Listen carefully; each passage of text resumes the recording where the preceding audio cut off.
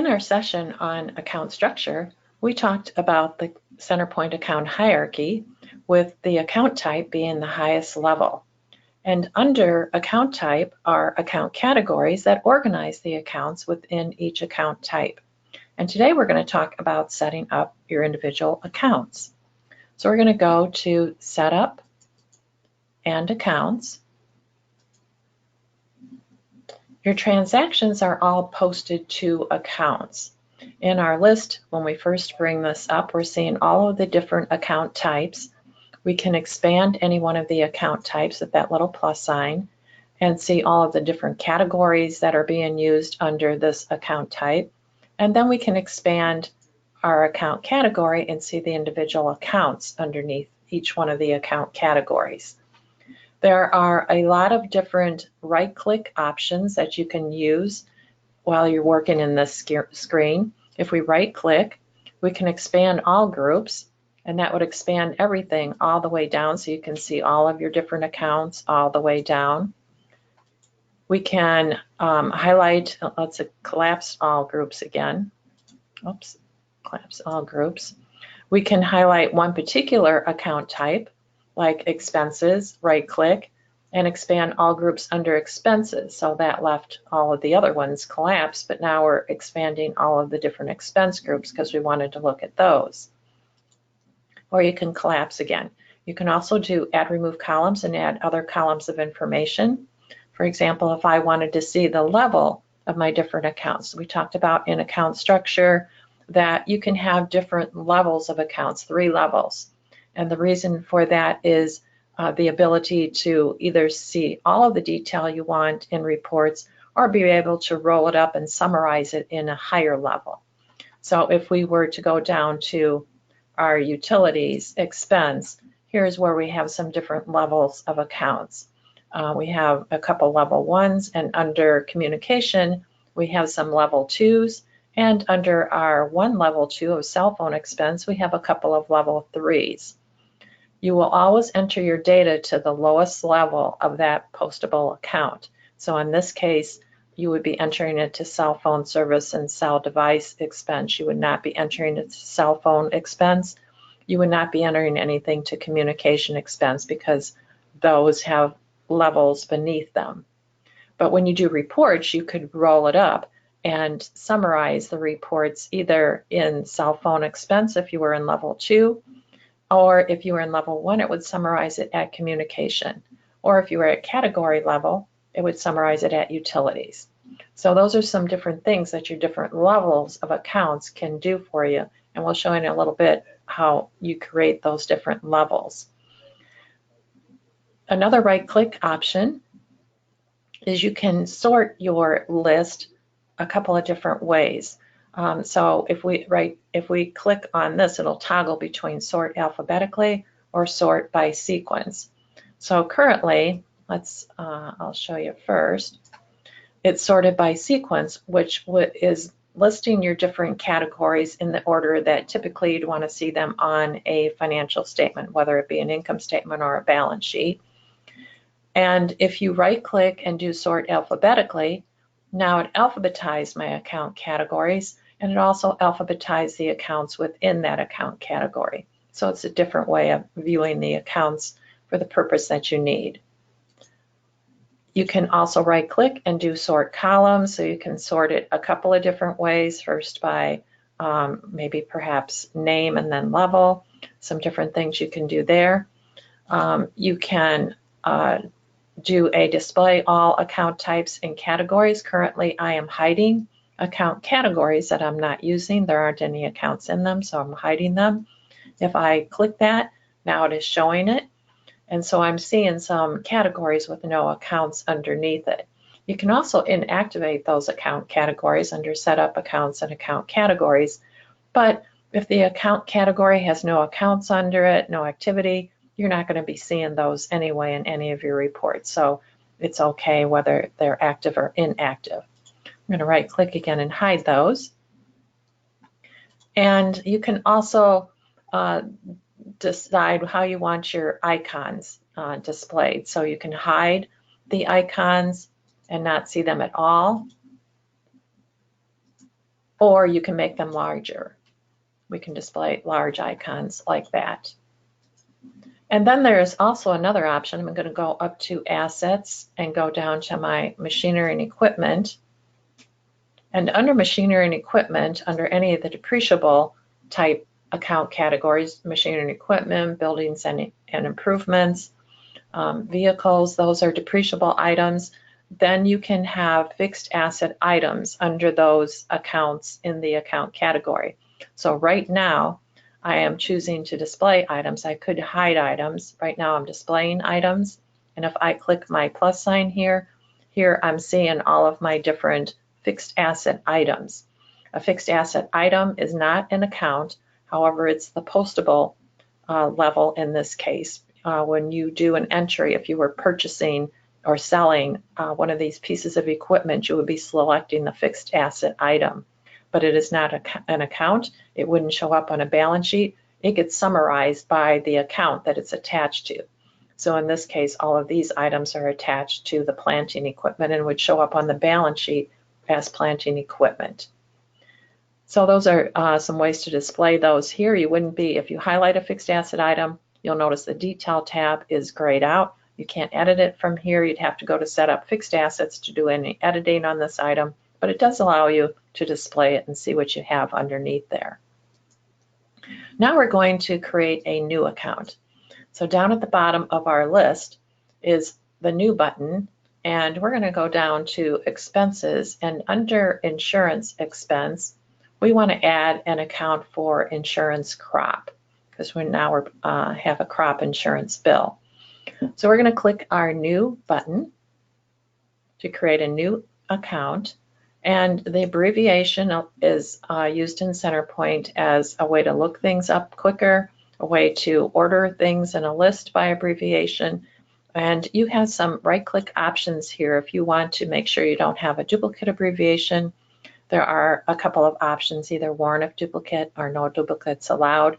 And if it doesn't matter to you, or perhaps you intend to have the same abbreviation, some users like the same abbreviation on like type accounts, so they see all of those particular accounts when they type in that abbreviation. Really up to you.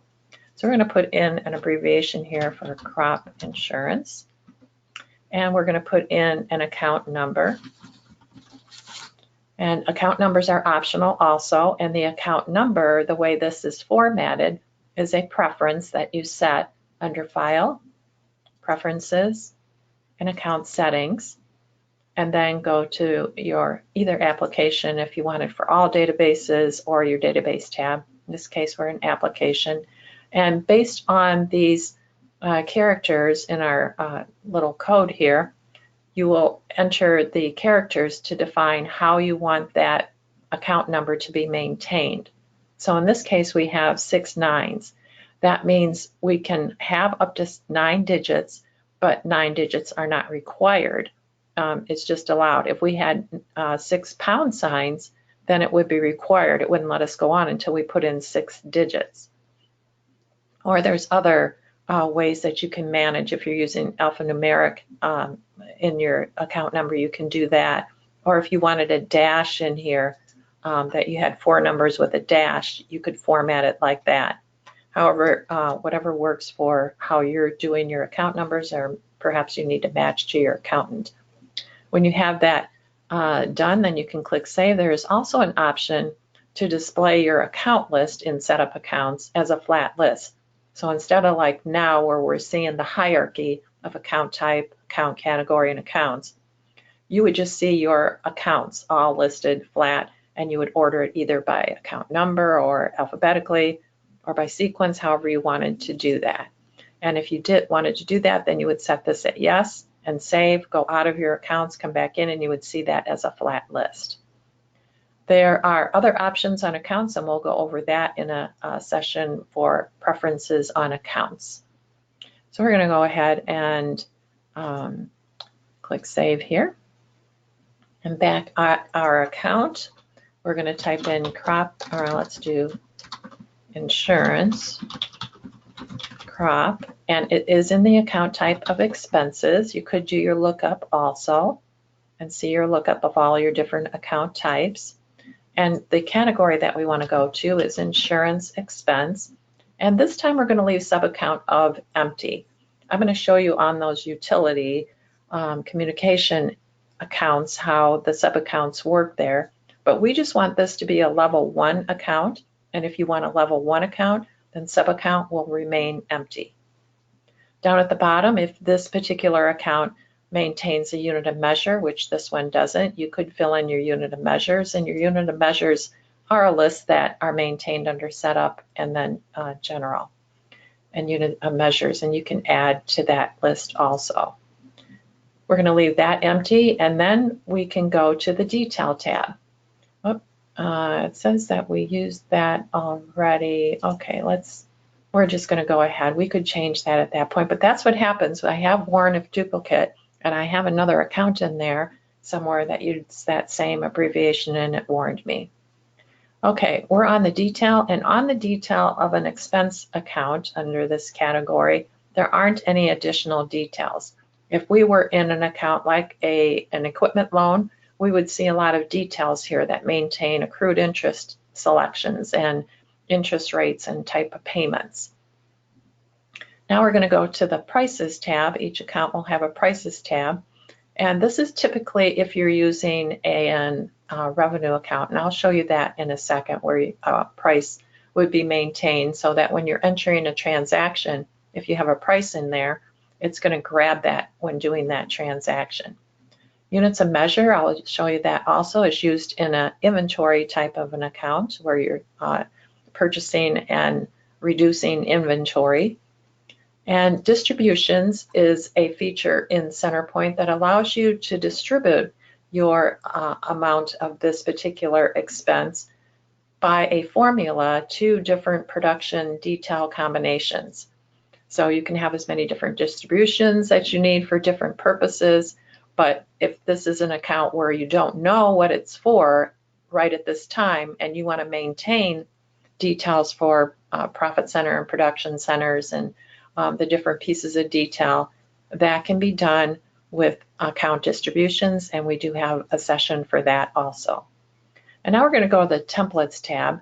We talked about templates when we were in account categories, where the account category will maintain the default template. It can be overwritten at the account. So in our receipts, well, this would be an expense. So if we were in payments, because we typically would use our new account in a payment screen, if we clicked on account, the default that is set at the category is DT increase expense. But we could do our lookup, and we could pick a different one here if it was needed, or if we had a particular customized template that we created for this particular account, we could select that here. Otherwise, it's going to use the one that's the default at the account category, which is DT increase expense. And the templates are a pattern that is identifying what is going to be done in that transaction posting, as far as the accounts that get posted, whether they increase, decrease, and the details that get assigned for your different profit center, production center details in that particular activity. And we're going to go ahead back to our general tab, and at this point we can go ahead and save our transaction. Yes, we know about the abbreviation, and that added our new account. When you have an account in your account list, there are other buttons down at the bottom. So we could edit this particular account.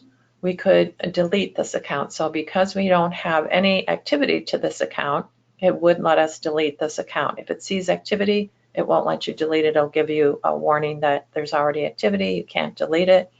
But at that point, you could inactivate it, which is another thing on the right-click menu, is activate, deactivate. I can highlight one account, or I could hold down my control key and highlight multiple accounts, right-click, go to activate, deactivate, and deactivate all from the companies. Or I might just want to deactivate it from one company and click OK, and that would deactivate it. So now I have under machinery and equipment, let's go back down there, or I'm sorry, under insurance. There we go. I deactivated those, so in order to get that back, I have a filter set of active. So if I wanted to activate an account again, I would need to first clear my filter, apply. Now I'm going to go back. Let's collapse assets. I'm going to go back to my insurance. I see them again. I'm going to need to highlight them again, right click, and go to activate, deactivate, and now I'm going to activate all. That puts the check marks back in those companies, and now they're going to be active again. So when I come back in again and my filter is set at showing active, I'll still see my accounts again. So this time I'm going to delete this particular account, and I'm going to say yes because it will let us do that. And the other way you can create an account is with copy. So let's do that this time. We're going to make that same account, but using copy this time. And so we're going to click copy. That fills in the existing details from that account, making it easier. I didn't have to fill in my account type and category. It was there for me. And now I can just go ahead, and I'm just going to put CR here so I don't get a duplicate again, and change my account number and put in my account name. No sub-account again, no details down in the quantity. And over also on the right is an active status here. This is another place where you can activate or deactivate an account. And your accounts can be active for one company and not another company. If you have that situation where some accounts are used by another company but not the other, that just is able to manage your list for that company, so you're not seeing accounts it never uses. And then we have additional notes over on the lower right that if you want some additional notes for this account, you can enter that there. We're going to go ahead and click Save again. And now we have our account under our insurance expense. If we go down now to our utilities, I'll show you where you use the sub-level accounts. So under cell phone expense, we have level 2s, or under communication expense, sorry, we have a cell phone expense. It's a level 2. If I highlight this account and go to the detail, now the sub-account is filled in of communication expense, which was my level 1. And you'll see over here now in my account hierarchy that this cell phone expense is under communication expense. If I highlight my level 3 account that's under cell phone expense and go to detail, now the sub-account is cell phone expense, not communication, but cell phone, so that it puts it under my cell phone expense. So now I have communication in my hierarchy first. My level 2 is cell phone expense, my level 3 being my cell phone service. So that is different ways that you can organize your accounts if you have a situation where you want to maintain some detail, but you just really don't need to see that all the time and make your income statements longer than what's needed. Okay, and the next thing we're going to do is a combine. So a combine is where you can clean up your list of accounts if you happen to create an account by mistake.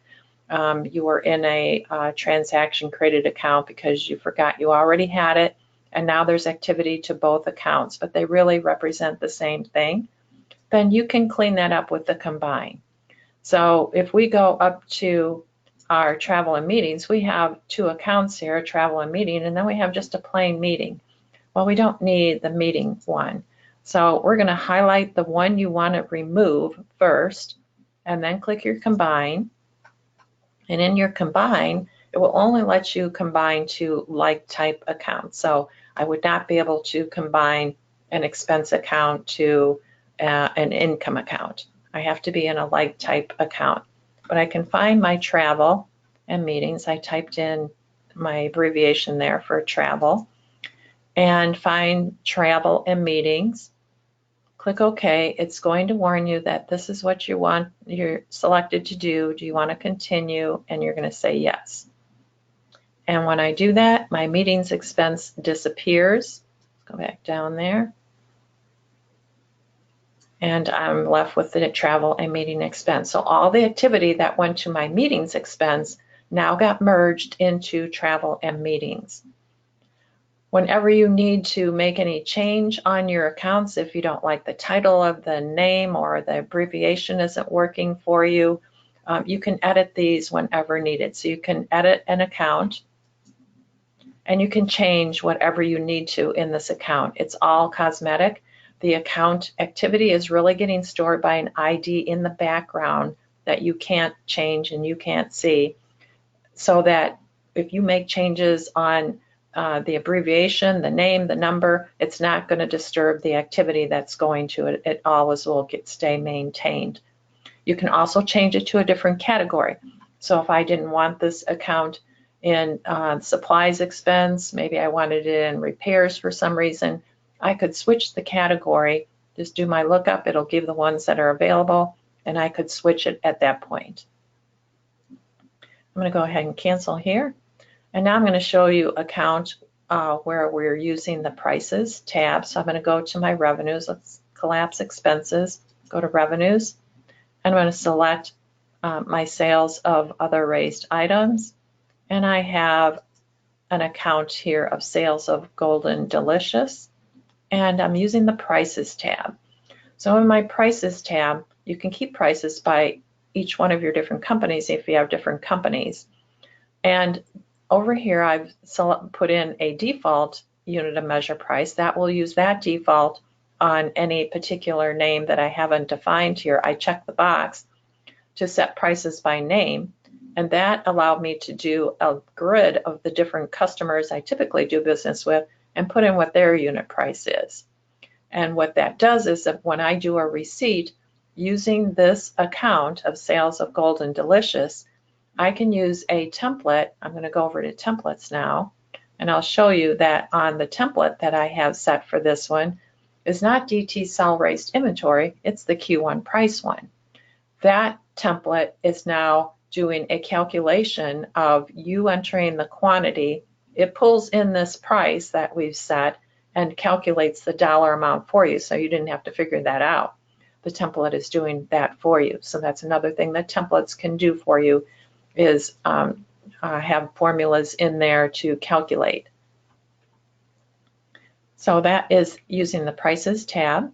And now we're going to go look at an inventory where we can see a unit of measure. So let's go to our raised crop inventory. And if we go to unit of measure, this is an inventory. So now unit of measure is active. And we could have some different units of measure. This one doesn't. It uses the same unit of measure for purchasing and selling.